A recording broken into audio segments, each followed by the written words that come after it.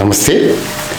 సాధారణంగా రిటైర్మెంట్ అంటే మనం ఏమనుకుంటాం? పనికి స్వస్తి చెప్పి విశ్రాంతి తీసుకోవడం అని కదా. అసలైన నిజం ఏమిటో తెలుసుకుందాం. రిటైర్మెంట్ అనేది మీ పనికి ముగింపు కావచ్చు, కానీ మీ డబ్బు పనికి అది ఆరంభం. ఇన్నాళ్ళు మీరు జీతం కోసం కష్టపడ్డారు, కానీ రిటైర్మెంట్ తర్వాత మీ డబ్బు మీకోసం కష్టపడాలి. చాలా మంది రిటైర్డ్ వ్యక్తులు చేసే అతి పెద్ద తప్పు ఏమిటంటే భద్రత పేరుతో డబ్బును బీరువాలోనో లేదా కేవలం ఎఫ్డీల్లోనో ఉంచడం. దీనివల్ల మీ డబ్బు పెరగకపోగా ద్రవ్యోల్బణం అనే మంటలో కరిగిపోతుంది. ఈ రోజు మనం రిటైర్మెంట్ ప్లే ఫిక్స్ గురించి, మీ సంపదను ఎలా కాపాడుకోవాలో మరియు ఎలా పెంచుకోవాలో వివరంగా మాట్లాడుకుందాం. ఫస్ట్ స్టెప్, భద్రత పేరుతో మోసపోకండి.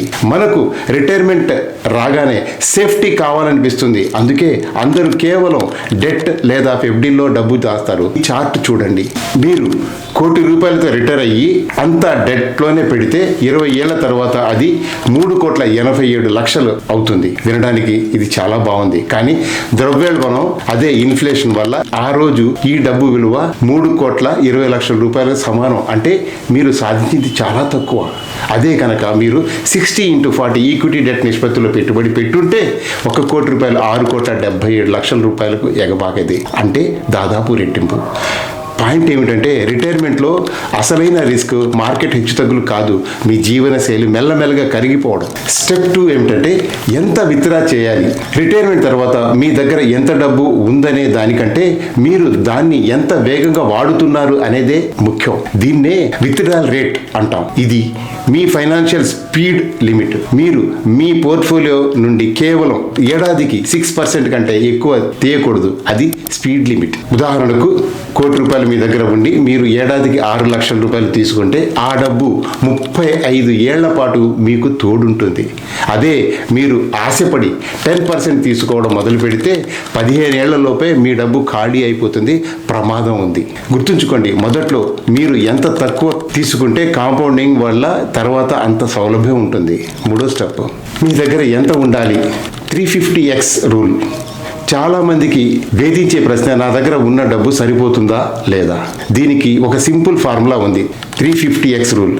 మీ రిటైర్మెంట్ కార్పస్ మీ నెలవారీకి ఖర్చులకు 350 రెట్లు ఉండాలి. Retirement corpus = monthly expenses into 350. ఉదాహరణకు మీ ఖర్చులు 50,000 అనుకుంటే 50,000 × 350 1,75,00,000తో సమానం. మీ దగ్గర ఇంత డబ్బు ఉండి మీరు 6% విత్డ్రాయల్ రేట్ పాటిస్తే మీరు 35 ఏళ్ల పాటు రాజులా బతికే అవకాశం ఉంటుంది. ఒకవేళ మీ దగ్గర తక్కువ డబ్బు ఉంటే మీరు చేయగలిగే ఏకైక పని మీ ఖర్చులను నియంత్రించుకోవడమే. ఇప్పటి వరకు మీరు మా ఛానల్ని సబ్స్క్రైబ్ చేయకపోతే లైక్ చేసి సబ్స్క్రైబ్ చేసుకోండి అని మనవి చేస్తున్నాము.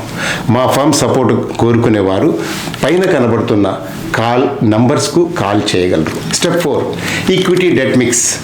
రిటైర్మెంట్లో అందరికీ ఒకే రూల్ పనిచేయదు. మీ ఆదాయ వనరుల బట్టి మీ ఇన్వెస్ట్మెంట్ ప్లాన్ ఉండాలి. పెన్షన్ లేదా అద్దె ఆదాయం ఉన్నవారు మీకు ఆల్రెడీ నెలవారీ డబ్బు వస్తుంది కాబట్టి మీరు కొంచెం రిస్క్ తీసుకోవచ్చు. మీరు మీ డబ్బులో 50% నుండి 80% వరకు ఈక్విటీకి అలొకేట్ చేసే అవకాశం ఉంది. ఆదాయం లేని వారు మీరు పూర్తిగా మీ సేవింగ్స్ మీద ఆధారపడి ఉంటే మీరు జాగ్రత్తగా ఉండాలి.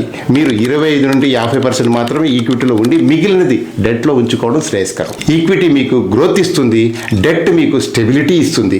ఈ రెంటిని కలయికే మీ సక్సెస్ మంత్రం. Step 5, rebalancing. పోర్ట్ఫోలియో సెట్ చేశాం కదా అని వదిలేయకూడదు. మార్కెట్ పెరిగినప్పుడు ఈక్విటీ శాతం పెరిగిపోతుంది, పడినప్పుడు తగ్గిపోతుంది. ఏడాదికి ఒకసారి మీ టార్గెట్ మిశ్రమాన్ని, ఉదాహరణకు 50-50% ఉంటే తిరిగి తీసుకురావడానికి రీబ్యాలెన్సింగ్ అంటారు. దీనివల్ల మీరు ఆటోమేటిక్గా తక్కువలో కొని ఎక్కువలో అమ్మడం, బైలో సెల్ హై చేస్తారు. ఇది మీ రిస్క్ను తగ్గిస్తుంది. మా సంస్థ గురించి మరింత ఇన్ఫర్మేషన్ కొరకు పైన కనపడుతున్న వెబ్సైట్ని విజిట్ చేయండి. రిటైర్మెంట్ ప్లానింగ్ అంటే కేవలం రిటర్న్స్ కోసం పరిగెత్తడం కాదు, మీ బిహేవియర్ను నియంత్రించడం, ఖర్చులను తగ్గించుకోవడం, విత్డ్రాయల్ రేట్ 6% లోపు ఉండడం, పెరుగుదల కోసం కొంత ఈక్విటీని ఖచ్చితంగా ఉంచుకోండి. మీ రిటైర్మెంట్ జీవితం భయం లేకుండా గౌరవంగా సాగాలని కోరుకుంటున్నాము. ఈ వీడియో మీకు నచ్చితే లైక్ చేయండి, షేర్ చేయండి. మీరు రిటైర్మెంట్ కోసం ఏ ప్లాన్ వాడుతున్నారో కామెంట్లో తెలియచేయండి. Thanks for watching. జై హింద్, జై భారత్.